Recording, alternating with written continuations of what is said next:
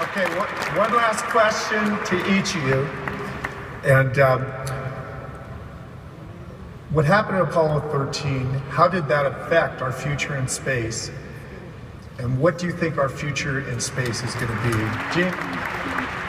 I've got a variety of thoughts on that. The first thing is that and this, to a great extent, I think applies to many of our contractor teams out there, because I've also been asked what I think about privatization.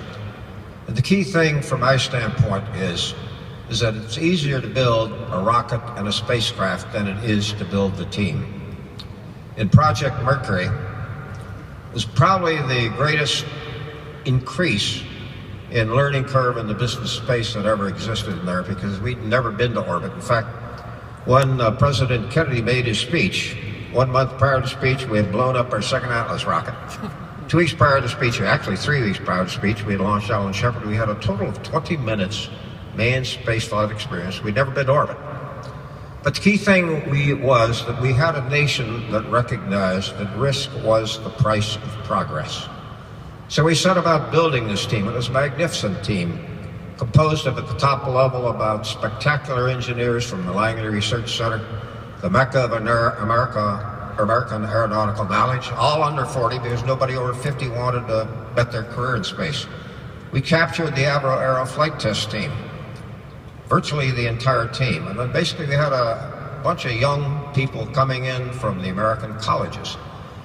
We took these three masses of people, and it took the best part of the Gemini program to weld them into a group that was capable of accomplishing the Apollo program. But we failed utterly with the Apollo 1 fire. So we pulled ourselves back together. But the key thing was, it took time to build this team. But in that era, what Americans would dare, Americans could do, and we don't have that kind of an attitude, I think, within our nation today, and we have to find it. Because if we are to move into the future with these talented young people we have to set the stage for their willingness to step forward into the unknown, accept the risks, and make things happen within our nation.